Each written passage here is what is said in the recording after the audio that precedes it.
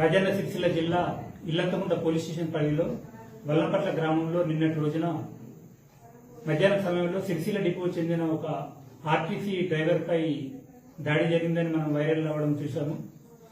ఇందులో సిద్దిపేట జిల్లా గంగాపురం గ్రామానికి చెందిన పిట్టల శ్రీకాంత్ అనే అతను వల్లంపట్ల నుండి కారులో ఫ్యామిలీతోటి తన ఊరికి వెళ్తుంటాడు. అదే సమయంలో బస్సు అపోజిట్ లో వస్తుంది.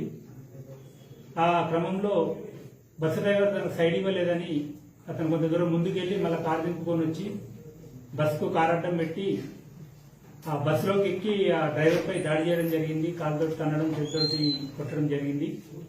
దీనిపై అటు డ్రైవరు కల్లూరి బాలరాజు పోలీస్ స్టేషన్లో ఫిర్యాదు చేయగా కేసు నమోదు చేసి దర్యాప్తు చేయడం జరిగింది.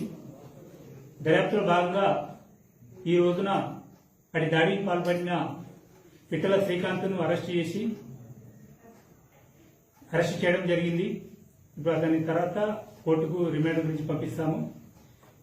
ఈ సందర్భంగా నేను ప్రజలకు తెలియజేయనగా మీరెవరు కూడా చట్టాన్ని చేతిలోకి తీసుకోవద్దు.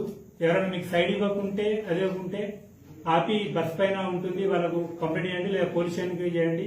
అంతేగాని చట్టాన్ని చేతిలో తీసుకుని ఆ బస్సు డ్రైవర్లపై దాడి చేస్తే కఠినంగా చట్ట ప్రకారం శిక్షింపబడతారు. కావున ఇది గమనించాలని తెలియపరుస్తున్నాం.